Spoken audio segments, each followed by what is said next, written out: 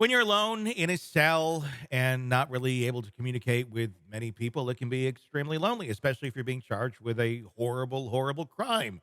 Maybe talking to someone who's been in your shoes before is helpful.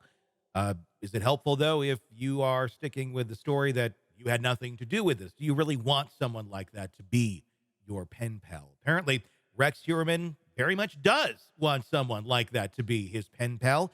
Keith Jesperson, the happy face killer, now communicating on a regular basis. They're on a first name basis, Keith and Rex, there in the prison.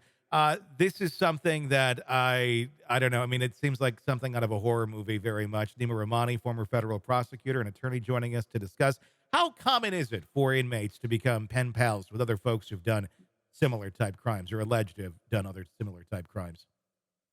Tony, it's not very common, but obviously this is a unique case. I mean, sadly, a lot of these serial killers, they get love letters, Yeah. from all sorts of fans. And, there's some women that just love dangerous men. But, it's not something that you typically see. But, Rex Heuermann is a legend apparently in the serial killer community. I mean, we know that BTK was a fan, maybe thought that there was some copying going on and, taking credit for some of crimes that he, let's say, started or committed, and now you have the happy face killer, and there are those similarities, right? Obviously, you know Keith was alleged to or proven to have killed sex workers, strangled a lot of them, and here's someone who frankly wanted the attention, and I believe the whole happy face thing started when law enforcement was looking at the wrong person. So he wanted to say, "Hey, look at me, I did it," and that was his telltale sign for his murders. But yeah, I agree. Rex Heuermann, um, certainly not a good look. Anything that comes in and out of that jail, I mean, that's all. There's no privacy. There's no Fourth Amendment protection there. That's all subject to inspection and copying. And I'm sure law enforcement is on top of all of it. So if you're Heuermann's lawyers, the last thing you want is him talking to other convicted serial killers.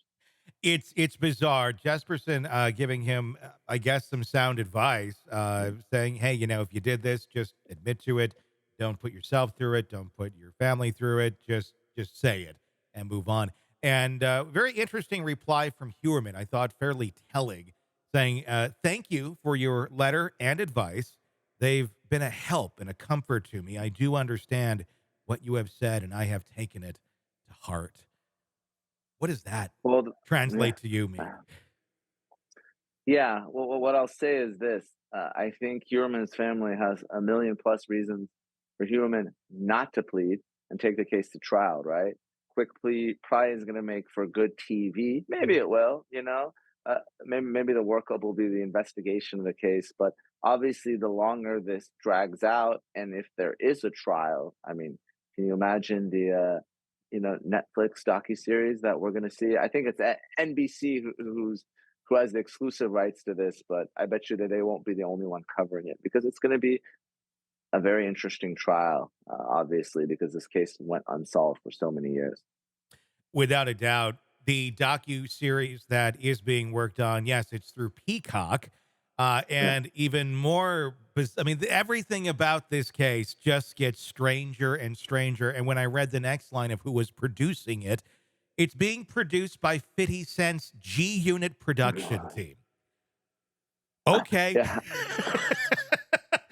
I did see that. I guess Fiddy is getting into he wants his producer credit for IMDb, but Yeah. like, the reality is, Tony, and I mean, the reason that you and I are talking and this show exists is people Yeah. love true crime. They It's do. just, it's the reality, and especially a case like this that went unsolved for so many years in one of the biggest metropolitan areas in the country. So, um, people will be watching, people will be listening, and this is the type of case that likely is going to go to trial, right? Mhm. Because New York isn't going to have the death penalty. They're not going to offer him any type of deal, right? It's going to be you can plead and you can get life, or you can go to trial Yeah. and you're going to get life.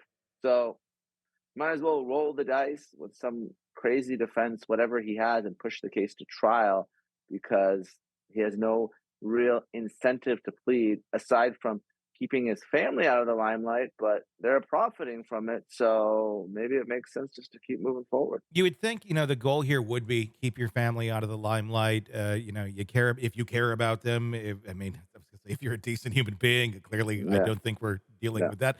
But the fact that we have this documentary that is now in production, it has been confirmed. Peacock has even made a statement about the production of it. Uh, and we've learned that Asa, it's not truly a $1 million paycheck. It's a licensing fee that she's getting to use, or that she's getting in for them to be able to use her own footage. Okay, I get that. You got to arrange this however you need to. But it was also stated that she has no creative control over the docu series that's being put together, and that the money she receives cannot go to Heuerman or be used for his defense. That's been the big concern, I think, from a lot of people. Is, are you? I mean, if you're profiting off of it, it's still icky. But still, if you're going to be using that then to defend Rex, that could be even trickier. Um, what's to stop her, honestly, from using the money to defend Rex Heuerman? Is it because they are still married and any income that would be coming in would still, the tax day, be looked at as joint income until there would actually be a divorce there? Well, potentially. So let's take a step back, and Mhm. Peacock's owned by NBC Universal, and they own Bravo. So I'm here in Hollywood. I've seen their agreements and the talent, and Mhm. sadly, Asa is the talent. Yes. They never have creative control, right? Mhm. They can't decide, No. how the docu series is done. And then obviously, we've talked about this before. There are these Slayer statutes, right? Mhm. And going back to Murdoch, Gloria's lawyers, they still have a judgment against him, and if you were to ever try to do anything in violation of the statute, they'd be able to get the money because I Mhm. think they have a $4+ million judgment against him still, and it's accruing interest. So, Mhm. now you have Asa here. She's trying to get paid, but we know that Rex can't get paid. So then the question is someone going to actually be tracing this money? How are Human's lawyers getting paid? Because they're also getting paid by Peacock, right? Mhm. I mean, they have their own deal, so they're Yeah. getting paid by Peacock.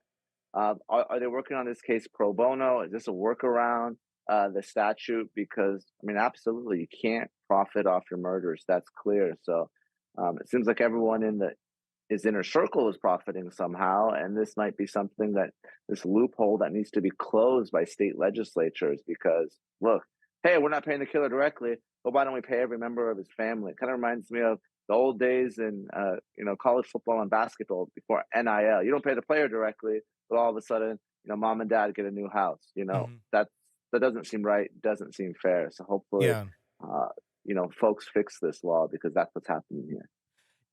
Is this something where Asa, or in any planet, could be looked at as a way to exonerate herself through this docu series? I mean, I wonder. I'm wondering what she's thinking or not thinking about this, because it seems like the easiest possible way to incriminate yourself and get charges brought against you, or further charges against your husband, or both. Or if you're extremely careful, maybe this will make you look like the victim.